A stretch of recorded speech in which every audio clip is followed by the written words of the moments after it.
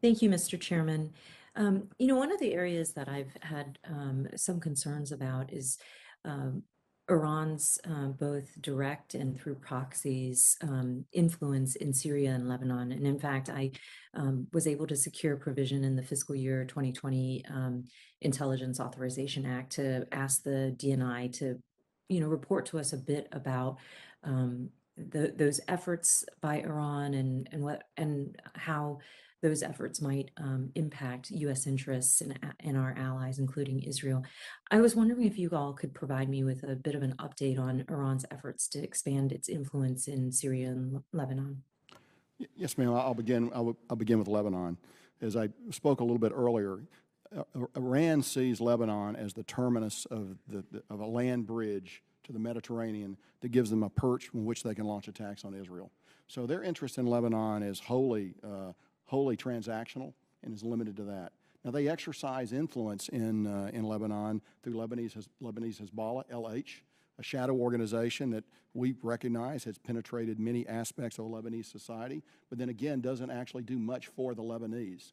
And our response to that is, at my level, at the mill-to-mill level, despite the many other things we're doing for the government of Lebanon writ large, is we work very hard to sustain the Lebanese armed forces as the single military representative of the properly constituted government of Lebanon. It is not a perfect relationship, but I believe in the long term, our best solution and the strategy that we follow is to assist that armed force. I speak to the Chief of Defense of Lebanon frequently, and I believe that they remain our best opportunity to balance the other nefarious actors that are in Lebanon.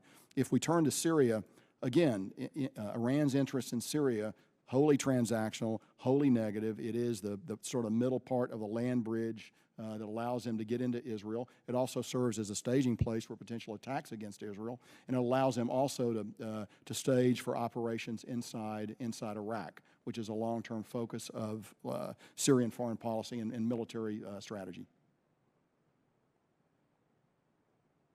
Great, thank you. And then just shifting a little bit, the Wall Street Journal reported yesterday that Saudi Arabia is considering accepting the Chinese yuan as payment for oil exports, which currently only accepts US dollars. This is following up on news that Saudi Arabia had invited the Chinese president to visit the kingdom on an official trip. I think when I think about the prospect of a growing Saudi-Chinese relationship, it's a little concerning, especially given the historical partnership between the United States and the kingdom. What's your assessment of current Saudi-Chinese relations and the impact that it could have on the United States relationship as well as our influence in the region? Ma'am, I can only talk really in my lane at the mill-to-mill level, but I will note that I have a good relationship with the Saudi Chief of Defense. We talk frequently. It is my belief that we remain the preferred partner of choice for the Kingdom of Saudi Arabia. They want our equipment, and they want more than our equipment, which is demonstrably the best available. They want the training, the education, all the things that come with a partnership with America. As for outreach to the Chinese and what they might do with oil sales there, probably not my lane to answer. I'll defer to Ms. Baker on that.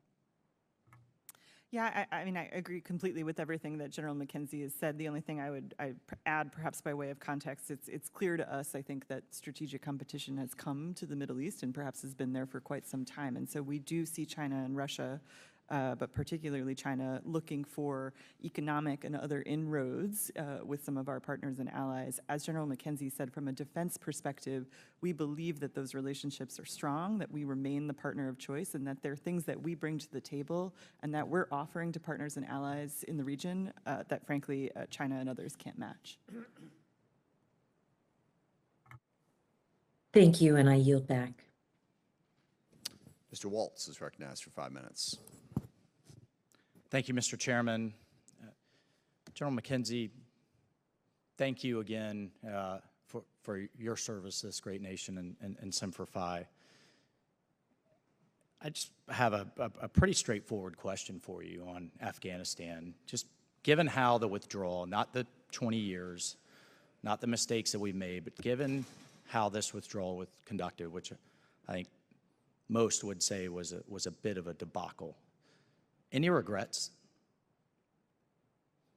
I think the end game for Afghanistan that played out in the summer of 2021, those events didn't begin in the spring of 2021 or the summer of 2021. You've got to look all the way back for that.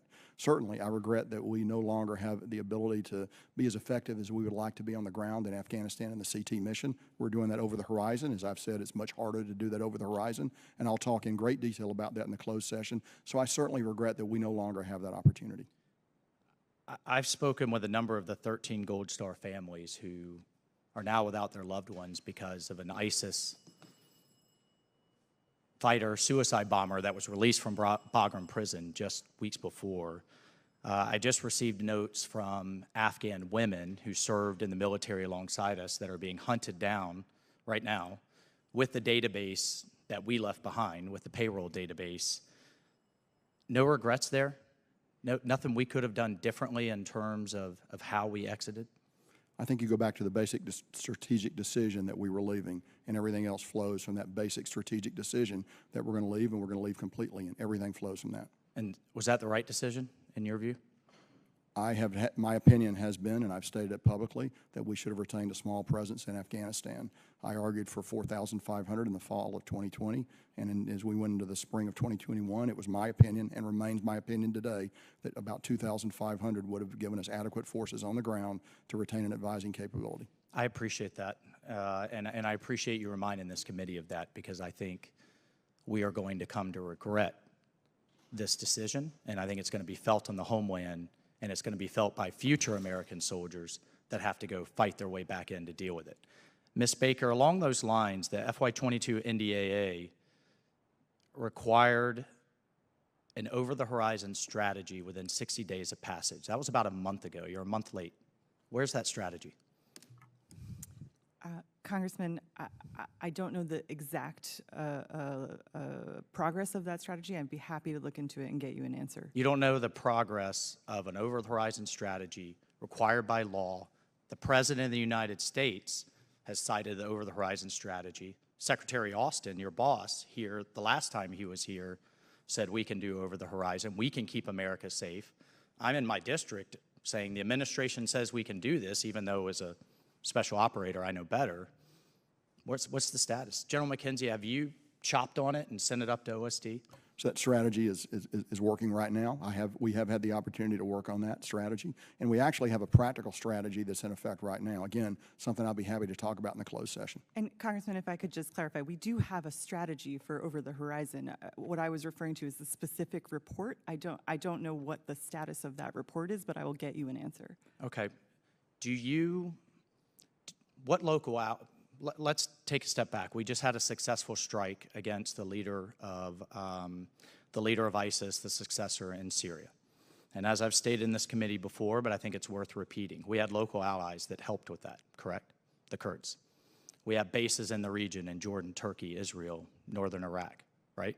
Sir, I would still characterize that strike, and as you know, I'm the officer who did it.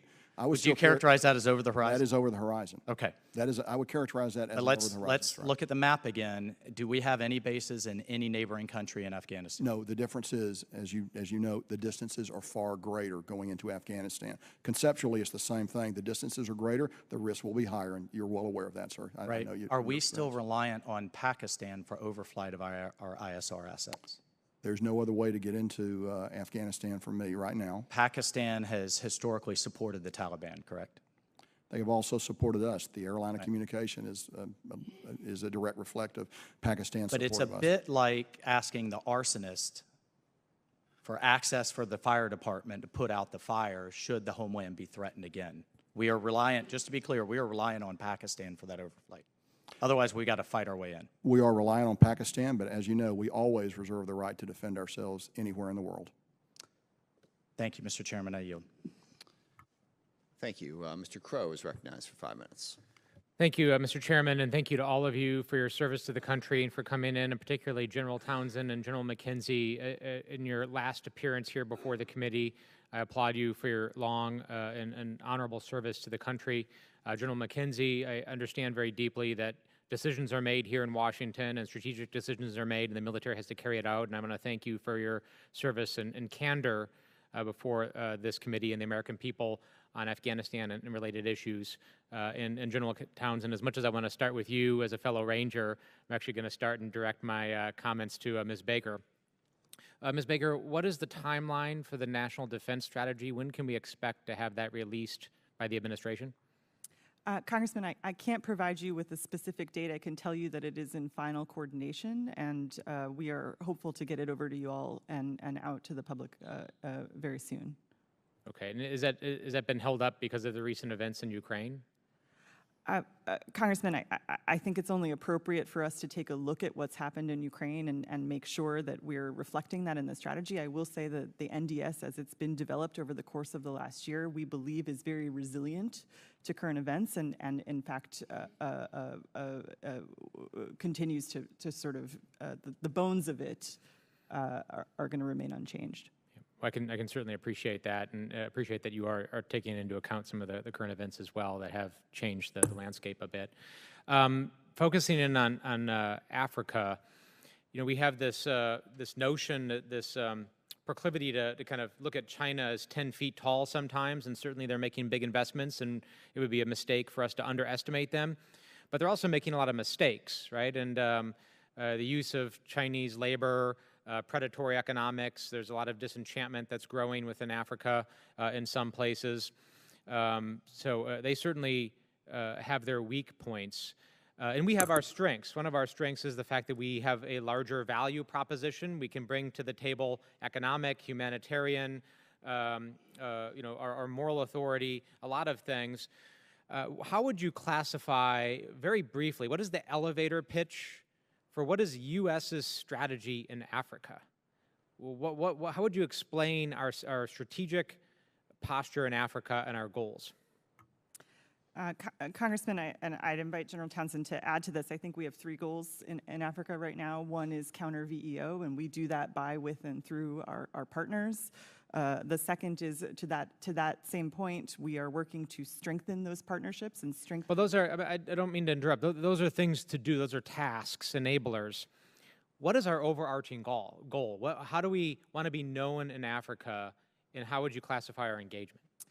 Congressman, I certainly think that our goal in Africa is to be the continent's strategic partner of choice. Okay. So with that in mind, from your perch at DOD, and U.S. government often has silos, right? You know, State Department has their silo in their lane, DOD, USAID. If our value proposition is to coordinate all of that and bring that all to bear in a way that our force multiplies each of those elements, how can we better do that, and what are the impediments to achieving that right now? Congressman, I think we're always working to break down those silos, as you well know from your time in uniform. I will say, I think, and General Townsend again can jump in here, but it works better in the AFRICOM AOR. The integration of our defense, diplomacy, and development efforts, the fact that General Townsend has folks from USAID and states sitting right beside him at his headquarters. So I think we've made a lot of progress in AFRICOM, and frankly, there are things we can learn from AFRICOM and apply to other COCOMs. So I think she's got our strategic goal exactly right. We want to be the strategic partner of choice. That translates into sustained U.S. access and influence on the continent. And that will come in handy in a million ways that we can't even foresee today. Regarding the integration of, the breaking down of the silos, we try really hard to do that every day in AFRICOM. Dr. Baker's mentioned the fact that we have 3D command built that way, purpose-built that way from the start. One of my most senior leaders is a senior State Department ambassador. I've got a senior development advisor from USAID. We look at everything through that 3D lens every day to be the strategic partner of choice and maintain U.S. access and influence. Thank you. I appreciate everyone's hard work. I yield back. Thank you. Just programming note, as I mentioned, at 1 o'clock we will have a classified brief upstairs on Ukraine. So we'll be concluding this at 12:45 to give the committee and everyone time to sort of move up and get settled. So we'll wrap this open hearing up at 12:45. Then of course we'll be seeing all of these folks again at 2:30 for the classified portion of it. Mr. Bergman is recognized for 5 minutes. Thank you, Mr. Chairman. General McKenzie, General Townsend, thank you for your decades of leadership. it takes leadership to do what we need to do. Ms. Baker, General McKenzie, let me lay out a scenario for you. Under the 2015 JCPOA, Russia removed all excess low-enriched uranium and nuclear materials from Iran. If a similar requirement exists in a new deal, and if Iran subsequently believes the agreement has been violated or that it has not received the promised sanctions relief, could Russia be in a position to return enriched uranium to Iran? In essence, would that potentially put Vladimir Putin in the position of being the de facto judge of compliance with the new agreement?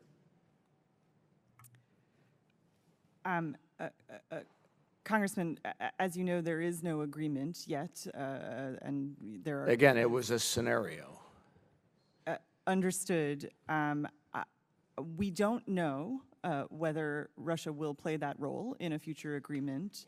Certainly, in whatever agreement is reached, if an agreement is reached, we would seek to pressure test it against any kind of interference of that kind from the Russians. To this point, we have not seen any indication, though, that they intend to act in that way.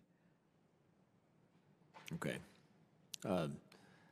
General McKenzie, in an unclass way, given the ongoing need to deploy U.S. air defenses to Europe, how do you assess the United States' ability to deploy and/or sustain similar systems in the Middle East as a stopgap to help defend our Gulf allies, or at least until they are much better able to defend themselves?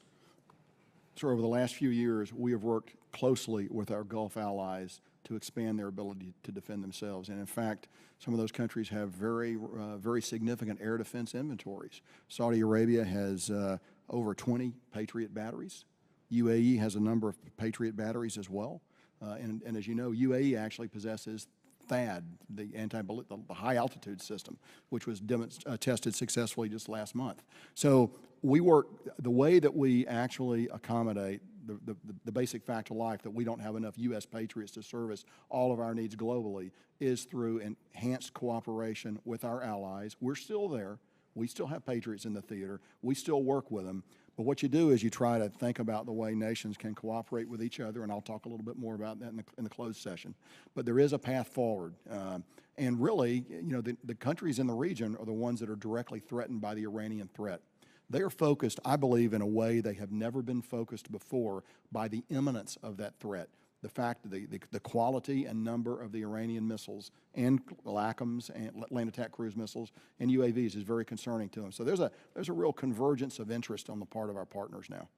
Okay, and basically, I think my next question is going to be best answered in the closed classified session about the engagement with our partners. You kind of alluded to that in the preparation and the training and the cooperation to confront and deter a nuclear Iran should that possibility become a potential reality. So with that, Mr. Chairman, I'll yield back and save my questions for the classified session. Thank you. Mr. Carvajal is recognized for 5 minutes. Thank you, Mr. Chair, and General Townsend and General McKenzie, thank you for your many years of service to our country.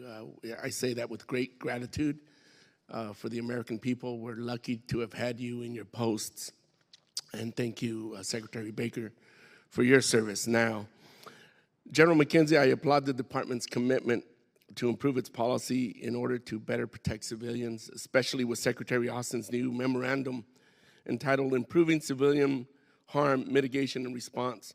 As we have seen several times just in this year alone, the U.S. tragically can get it wrong sometimes.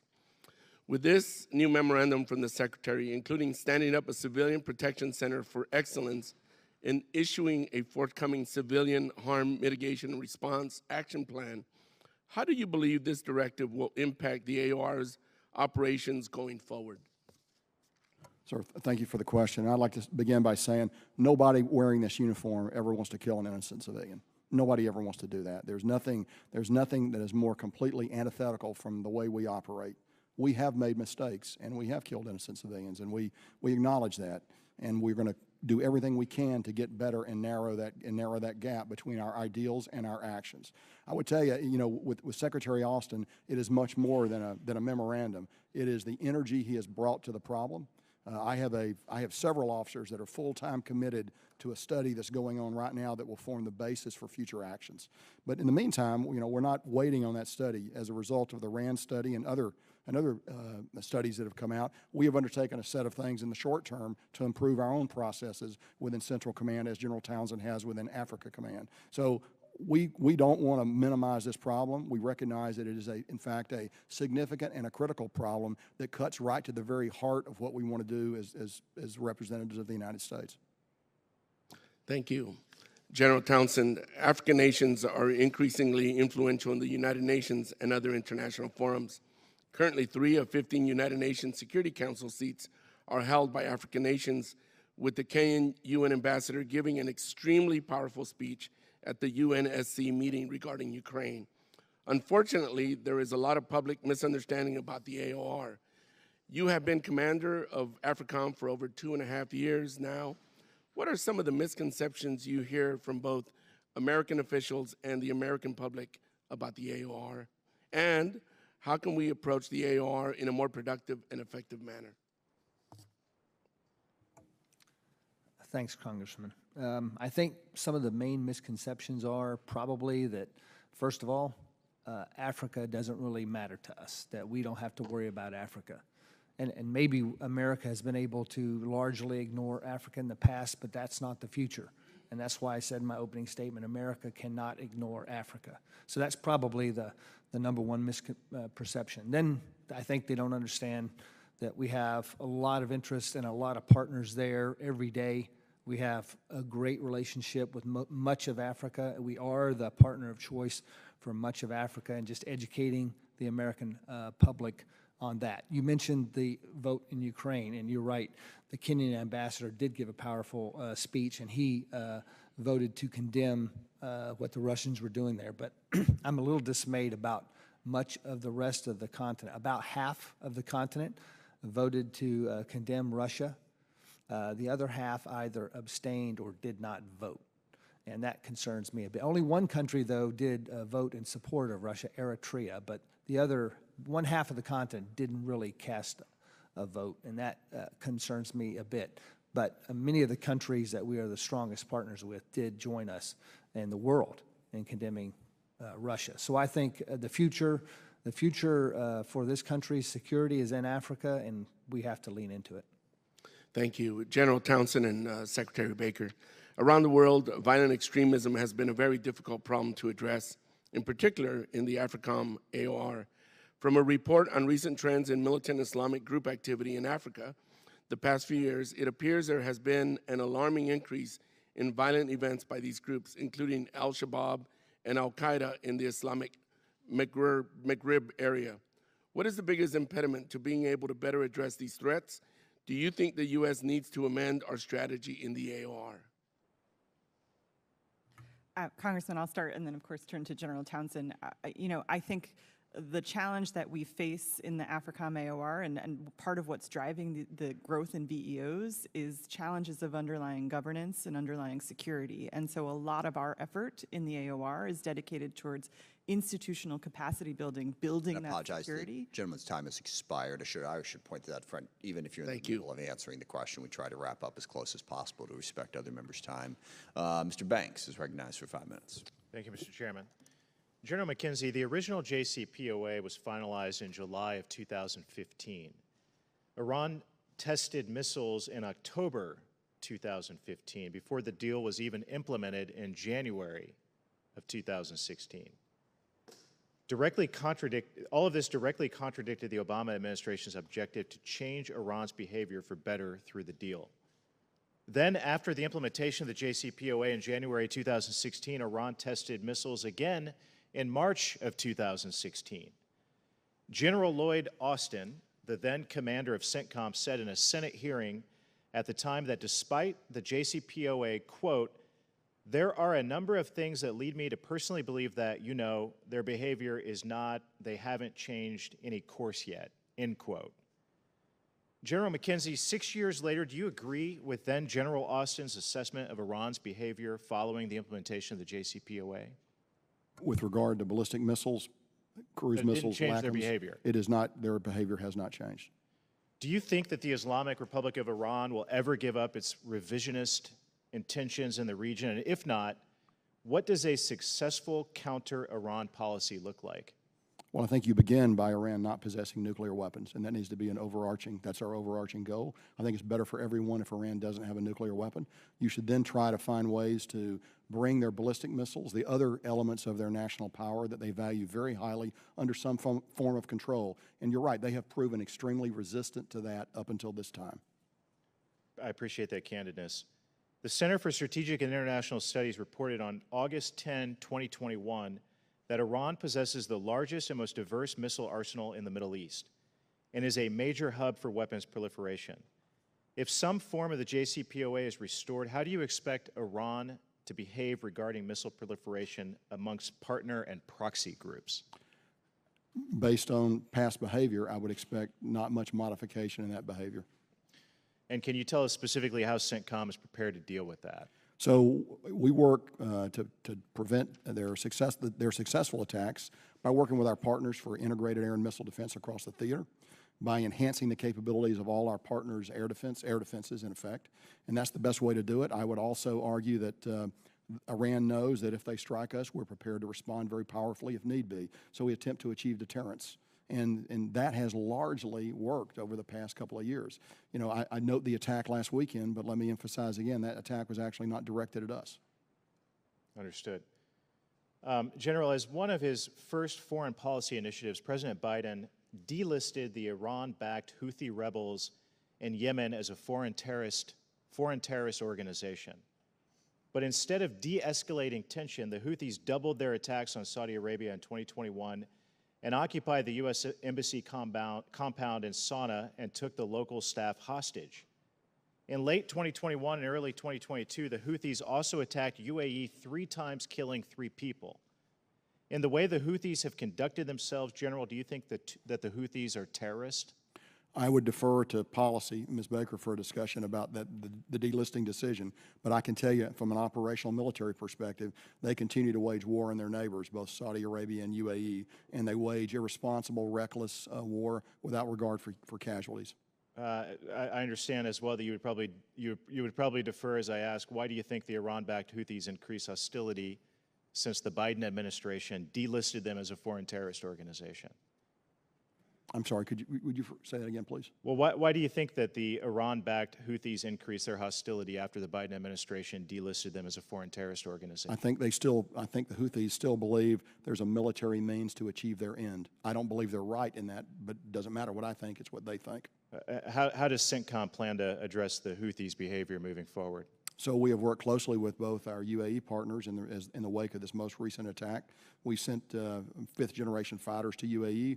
We moved a ballistic missile defense-capable destroyer to the vicinity of UAE. We've conducted refueling of UAE fighters that are flying combat air patrol, and we've shared intelligence with UAE on this. So we've done some very discrete, measurable things to help our partners in UAE. I got 30 seconds left. Ms.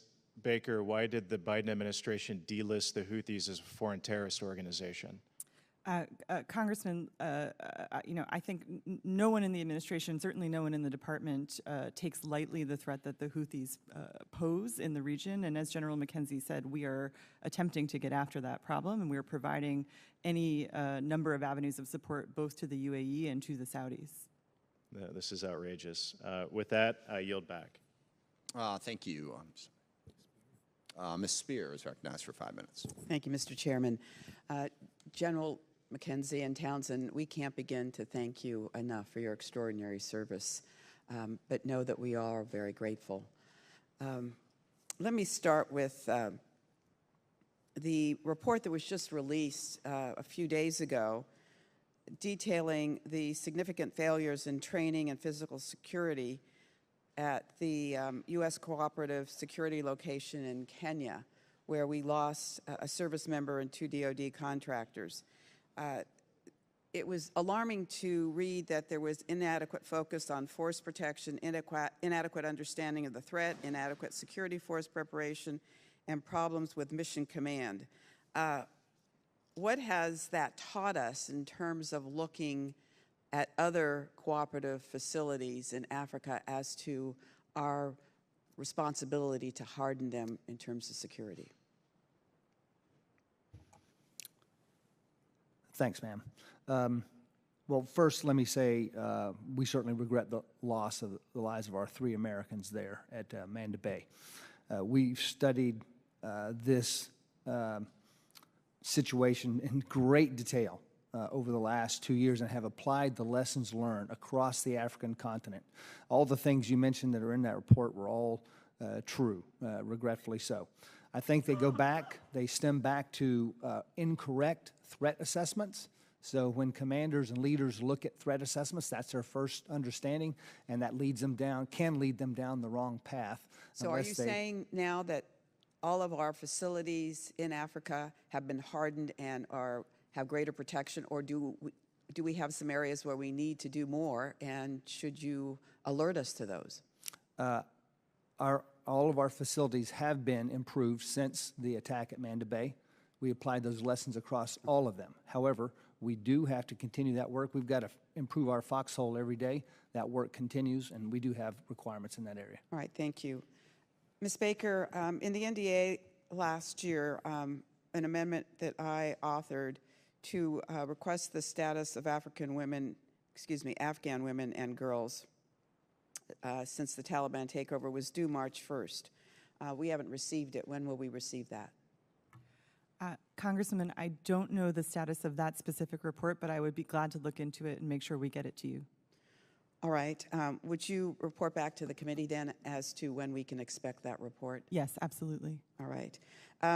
Ms. Baker and General McKenzie, as far back as October, DoD said it would be making payments to the families of those who were killed on the August 29th drone attack.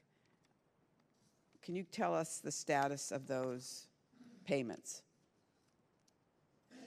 Ma'am, we're moving forward with those payments in the interagency. I can talk a little bit more about it in the closed session. CENTCOM stands ready to carry out instructions on how to execute those payments once a decision is made. Well, I thought we already made a decision to make payments to those families. The modality of the payment and how it's actually going to be executed. So are you saying that there hasn't been any payments made to these families yet? Congressman, I just want to be a little careful about what we discuss in the public session because we don't want to put these families at further risk, but we'd be happy to get you that information and talk about it in the closed session this afternoon. I just want to make sure that when we make a commitment, we deliver on it. And we have a history of not doing that. So I have your word that we are going to deliver to those families. This has the attention of the highest of our leadership, yes. Can any of you tell us the extent of RT in Africa? The extent of what, ma'am? I didn't catch it. Russia Today. Right. I can't specifically talk about that particular media outlet. I can say this. Russia has extensive media engagement on the continent, and that is greatly facilitated by Yevgeny Prigozhin, the oligarch, and his media arm, in addition to, he has the Wagner mercenaries, but he's got a media arm that does that. You know, I do think our committee has to take very seriously the impact of RT around the world. I just came back from Latin America where not only is it pervasive and ubiquitous, it is perceived to be objective. It is perceived to be just a legitimate TV network. And General Lady's time has expired. She makes an outstanding point, however, on the need to engage more in the information warfare. Mr. Gates is recognized for 5 minutes. Thank you, Mr. Chairman. I completely concur with my colleague regarding the risk that RT poses, and it seems to appear more legitimate and objective when members of Congress go on RT And so I associate myself with the gentlelady's comments, and perhaps she could share them with the gentleman from California who chairs the Intelligence Committee, who I've seen on RT talking about legislation, giving him credibility. Ms. Baker. Will the gentleman yield? I only have a few moments, but I'd love to chat with you about it further. Ms. Baker, you said in response to Congresswoman Bice's questions, we've heard Israel's concerns about the JCPOA. What are they? Congressman, I think Israel remains concerned, as do we all, about Iran's malign activity in the region beyond its nuclear program, and that's something that we discuss with them regularly. So their concern is a better resourced Iran, whether through sanctions relief or cash payments, would be more capable in taking action against Israel? Does that surmise there? Congressman, that is my understanding, yes. And can we learn anything about whether or not cash payments are on the table as part of a renewed JCPOA? Congressman, I'm not able to discuss the details of the agreement only because there is no agreement that has been reached at this point. I think there has been progress made toward an agreement, but of course the issues that are remaining are some of the most complex. So, I understand that in a negotiation, that nothing is settled until everything is settled. Exactly. But there are contours of an agreement as we get closer to it. And since the administration has been working on an Iran deal, I was wondering whether or not we could take off the table infusions of cash. Because when I asked General McKenzie some years ago whether or not the cash payments that the Obama administration permitted to Iran increased that very malign activity that Israel's concerned about, that we're concerned about, his answer was that there was more malign activity following the last JCPOA. Again, Congressman, I understand the concern. I'm just not able to discuss specifics of the agreement that's being negotiated by the State Department. So you're not in a position to be able to say the cash payments are off the table? I'm not in a position to be able to discuss the specifics of the agreement in any form. General Townsend, is Vladimir Putin bringing African mercenaries to the fight in Ukraine? I've heard those reports. We haven't seen that yet. We're watching for that very closely. However, I do believe they are bringing Wagner fighters from Africa to Ukraine. And General McKenzie, have you seen Vladimir Putin successfully bring Syrian mercenaries to the fight in Ukraine? Not yet. We watch that closely. I can't say one or two people haven't gone, but we haven't seen any systemic movement. Great. I'll yield the remainder of my time to my Florida colleague, Mr. Franklin. Thank you, Mr. Waltz. General, in your testimony and throughout your statement, I'm sorry, General McKenzie, in your written testimony here today and throughout the questioning, you've made it clear that you consider Iran to be the biggest threat to stability in the CENTCOM AOR. During my travels throughout the region, and most recently in Israel 2 weeks ago, the recurring theme is the malign influence of Iran's proxies. You also spoke of those in your testimony. Do you consider the IRGC to be one of the drivers and facilitators of these proxies? The IRGC and its elite element, the Quds Force, absolutely at the very heart of these activities. Okay, sir. It's been reported, and as recently as yesterday in the press, that the Biden administration is considering delisting the IRGC as a terror organization. I know that decision involves a lot of factors that are beyond your lane, but strictly on your military advice, do you think that would be a good idea? I'll defer on that one. I would not. I think they certainly are very disruptive and dangerous in the region. That remains my best military advice, and we should treat them like that. And if they are emboldened or strengthened, do you think that would make them a more formidable? I think anything you do to embolden or strengthen them would have a negative effect across the region. Sure, okay.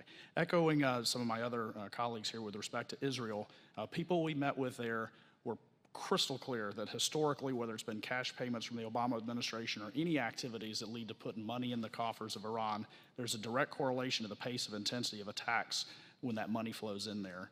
Is it your opinion that buying Iranian oil and lessening sanction on Iran would lead to an increase in IRGC activity? I think I think the Iranian economy as a whole is penetrated thoroughly by the IRGC. So it's hard to see where money flows inside the Iranian economy and how much of it is used for legitimate reasons and how much of it is used for illegitimate reasons. Roger that. Thank you, General. I appreciate my colleague yielding this If time. I could just follow up on that point. So I forget exactly when, but we left the JCPOA in 2017, 2018, something like that. So we went right back in maximum sanctions. Would you say that Iranian malign activity since we left the JCPOA has increased? I would, Chairman. And that's the point, as you've said. The point of the JCPOA is to stop them from getting a nuclear weapon. It would appear that Iran's ability to do malign things in the region doesn't seem to be tied to the JCPOA, because they are still incredibly active, even though we've been out of it for 3 years, 4 years now. So just want to let members chew on that one. Ms. Escobar is recognized for 5 minutes. Thank you, Mr. Chairman. And I just want to piggyback a little bit on the comment that you just made about the JCPOA. When you look at the evolution of Iran's malign activity, as you mentioned, we really do have to look at the withdrawal from the JCPOA. Instead of looking at just a narrow window, it's just like with our conversations on Afghanistan. We need to take a step back and look at the broader historical movement. But anyhow, so thank you for making that point, and I just wanted to, put an exclamation point on it. Thank you so much, Chairman, for this hearing and for making sure that we have the opportunity to speak to our panelists and to our panelists. Just want to express my gratitude to all of you for your service to our nation and for being here today to share your wisdom. And I look forward to the conversations in closed session as well. I have the honor and privilege of representing El Paso, Texas, which is home to Fort Bliss, America's second largest military installation and largest joint mobilization force generation installation in the Army. And obviously the regions of the world that you all are postured in have long been plagued by violence, instability, and war. In some cases, that has been furthered by us. But as we look to the future and especially beyond our withdrawal from Afghanistan, ahead of the challenges that we need to confront, not just today, but going forward, challenges posed by Iran, China, Russia, and the terrorist groups that they empower in the CENTCOM and AFRICOM areas of operation, we've got to be strategic with our engagement and our posture in this ongoing battle, especially that battle between democracy and authoritarianism.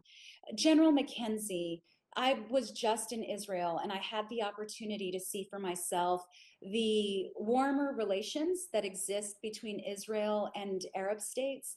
It really is a source of great hope, and it's clear that the relationship has created some stability in the region. And I'm pleased that CENTCOM under your leadership has embraced this new reality. But we know that the Israeli-Palestinian conflict remains a source of tremendous friction, and it's that threat is always just over the horizon. The fighting last May is a prime example of how the conflict in that region can very quickly escalate and become violence. Everyone there and here, we are all concerned that the cycles of violence will only continue. But from an American national security perspective, do you believe that such rounds of violence have adversely impacted America's defense posture?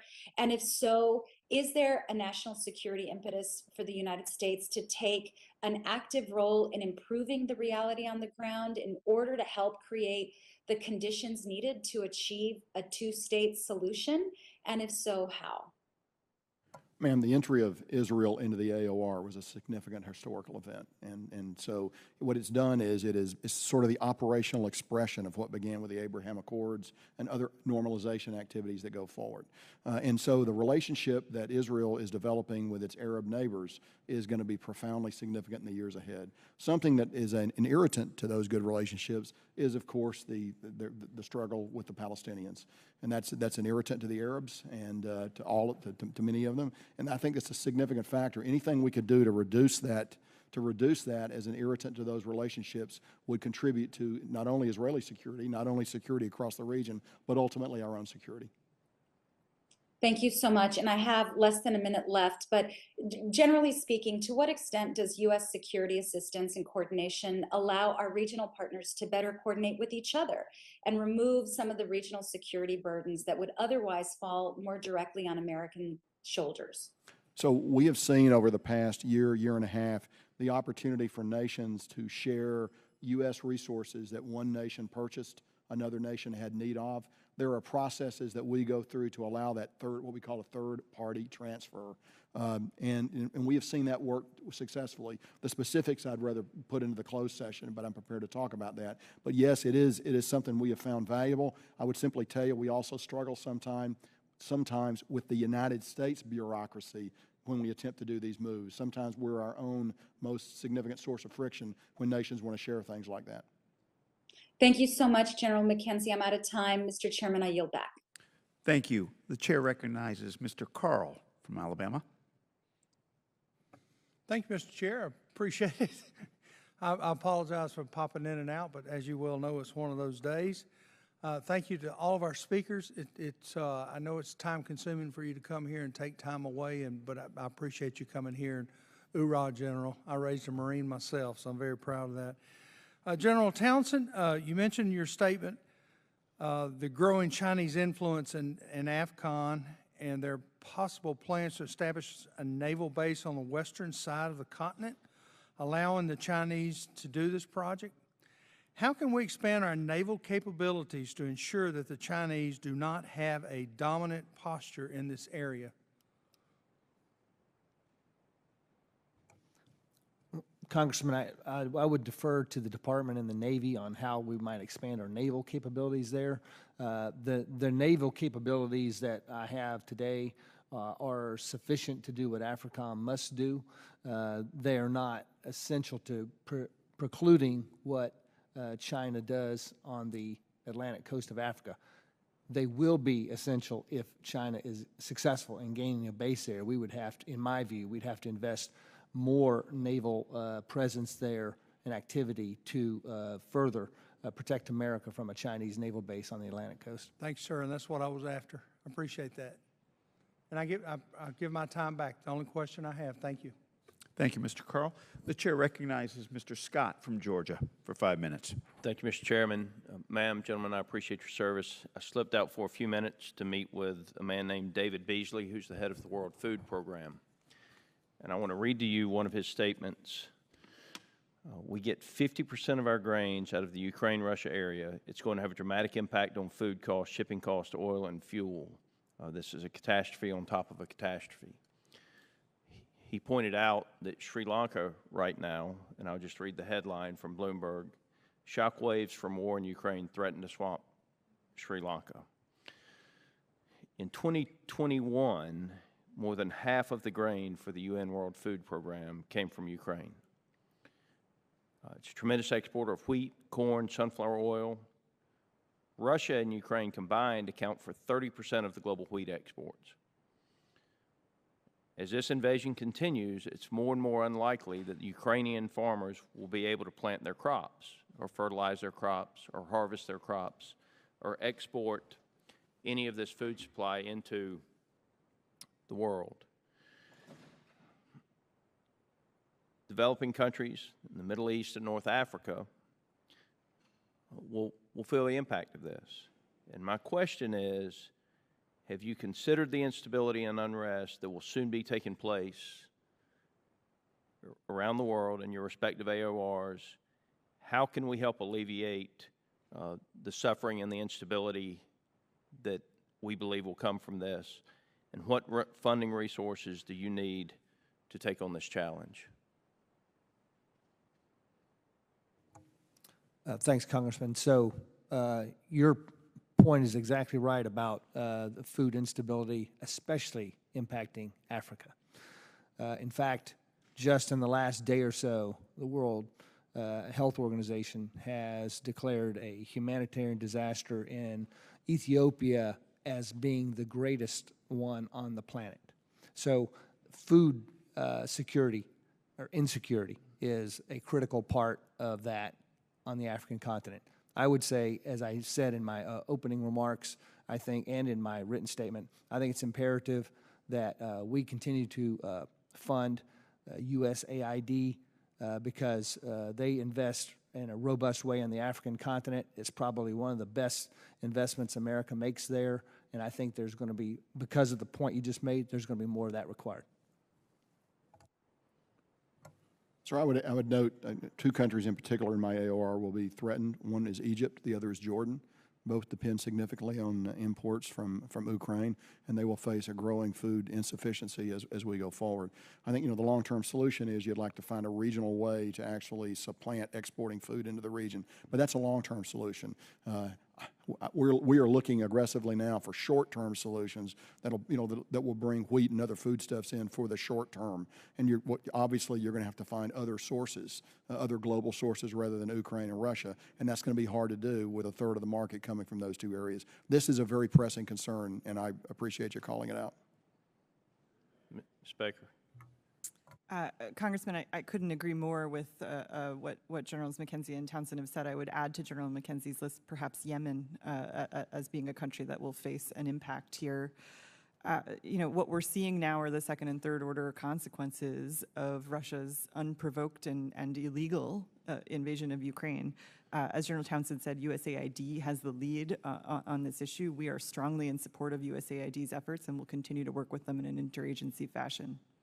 I think what's happening around the world right now is because of the shortages and the anticipated shortages is that people who were receiving some are now receiving none, and a lot of people have had the assistance they were getting through the World Food Program cut in half. I think as many as 13 million people in Yemen actually receive some type of assistance through the World Food Program.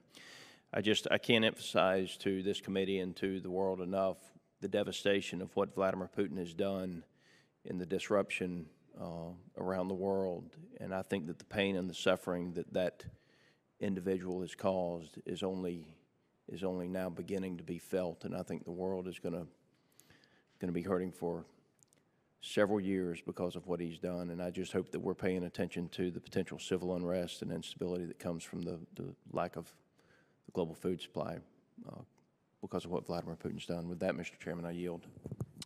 Thank you. Ms. Jacobs is recognized for 5 minutes. Well, thank you so much, and thank you to our witnesses. It's great to see you all again. I first wanted to ask you, General Townsend, recent reporting brought to light U.S. support to the Rapid Intervention Battalion in Cameroon under the 127 ECHO program.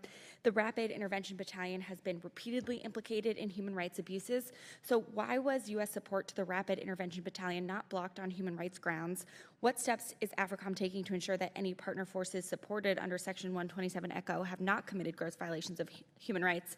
And wouldn't one way to prevent this in the future be to subject 127 ECHO to the same kinds of Leahy vetting standards we use for nearly every other security assistance program?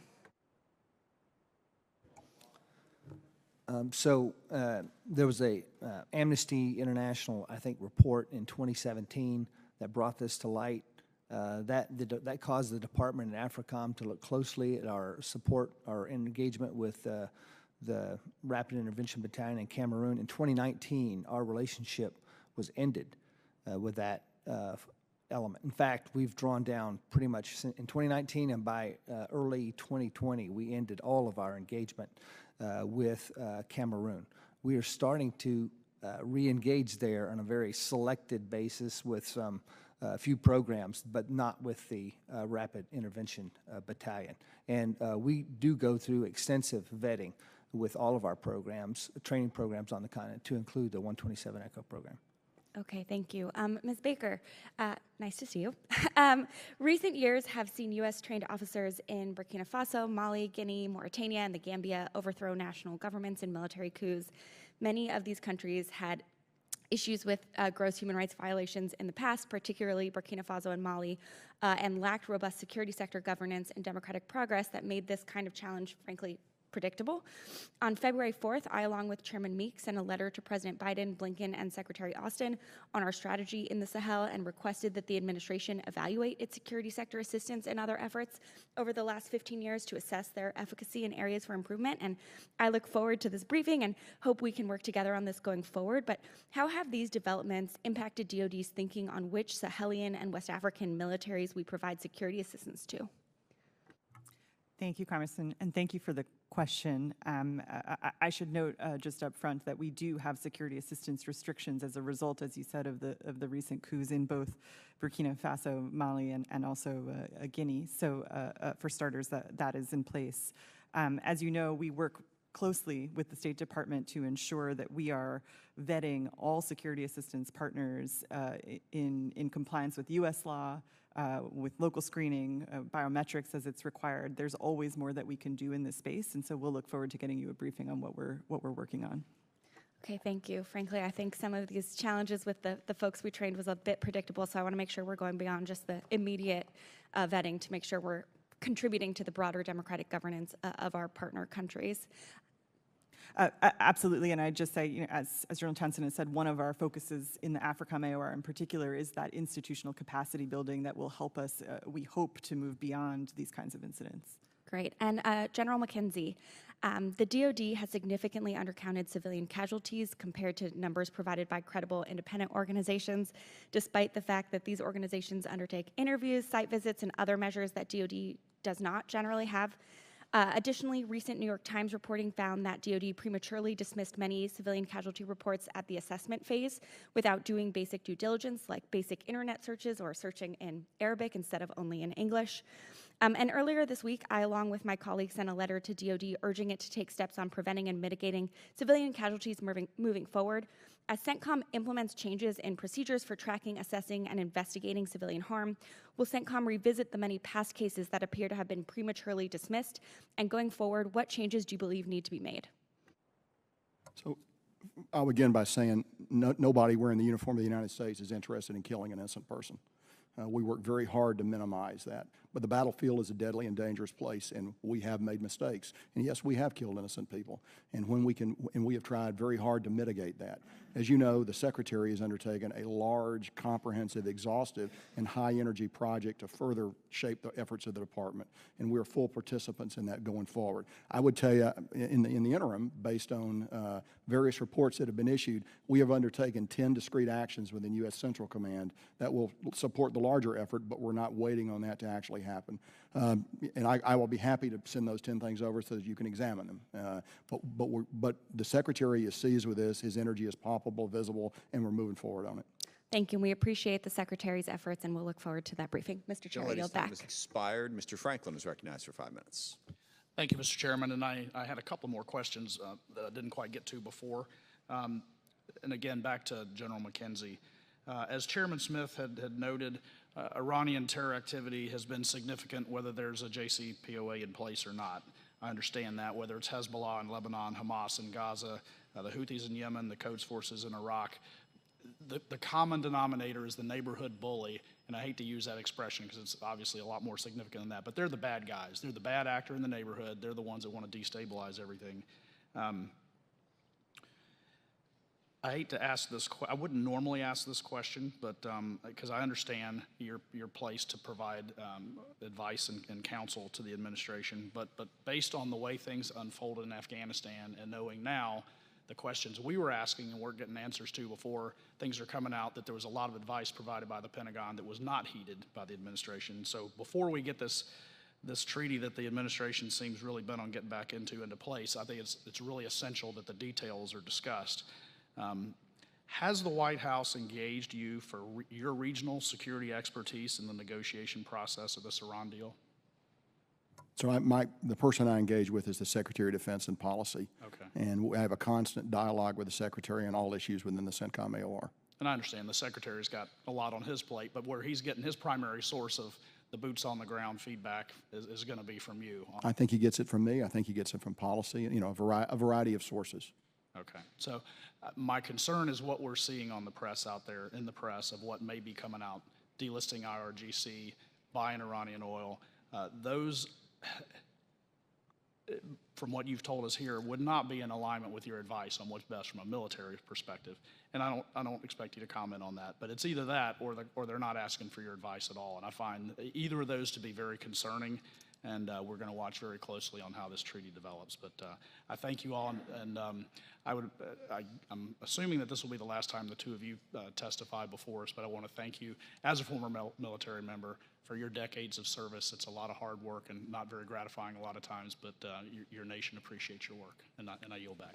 Thank you very much. I just want to clarify in the last answer, General McKenzie said he is speaking to Secretary Austin, and that's the chain of command here. The White House is not ignoring the Department of Defense's opinion on this.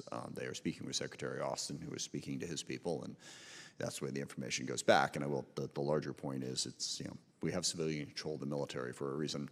The president is ultimately the one who has to make the decisions.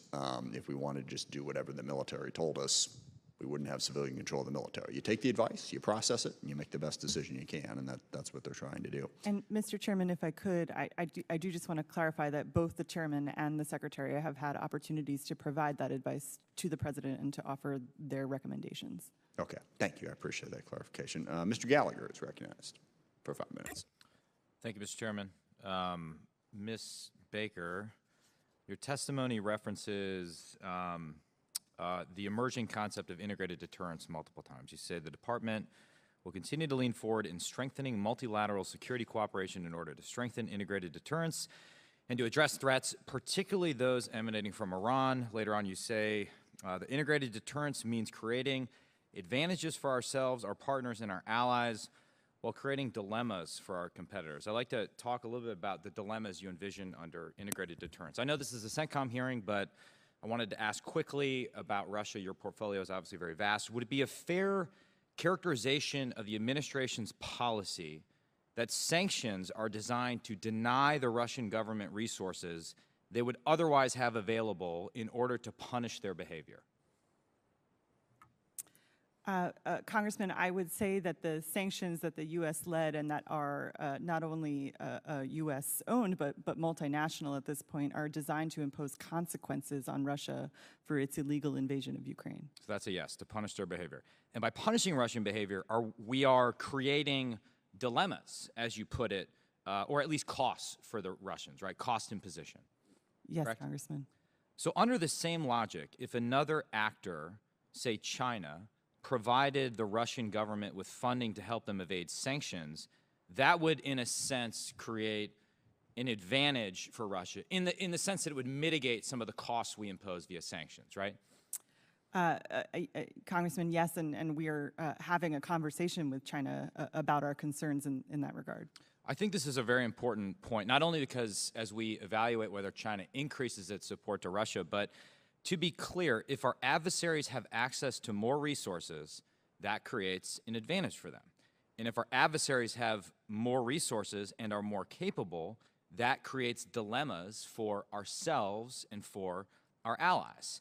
And I bring this all up because I think it's a self-evident point that's getting lost in the shuffle, that policies that give our enemies more resources give them an advantage, and by the administration's own admission, undermine its vision such as it exists of integrated deterrence. And I bring this up because, as my colleague Ms. Loria brought up before, we may be days away, according to some reports, from signing a deal with Iran, which will, in any scenario, provide a massive windfall to the tune of billions of dollars to the world's primary state sponsor of terrorism. And everything else aside, indications are that this deal will provide unprecedented sanctions relief well outside the scope of its nuclear program to the Iranian government, including from terrorism-related sanctions. And I don't think you have to be an opponent of the original JCPOA to understand that this makes no sense. Just take the administration's own words at face value. Their strategy calls for creating advantages for our allies and dilemmas for our adversaries. But this deal, by providing massive resources to our primary adversary in the Middle East, will create dilemmas for us and provide advantages to our foremost enemy. And just a quick question on that point. To your knowledge, is the Central Bank of Iran still financing terrorism? Congressman, that's a question I'd have to defer to Treasury and others. Okay. I've asked this question in other committees. I've asked it to the CIA director. It's a matter of public record. The Treasury Department has put doesn't take arcane or exquisite intelligence to know the answer. But we'll take it back. I guess since you responded to an earlier question from my colleague, Mr. Crow, I believe, that the NDS is now being delayed because of the crisis in Ukraine. Is that correct? Congressman, I wouldn't say it's being delayed because of the crisis in Ukraine. It is in final coordination, and we hope to have it to you soon. Okay. Are you rethinking any of the assumptions underlying the NDS as a result of Ukraine, or do you see it as a validation of integrated deterrence?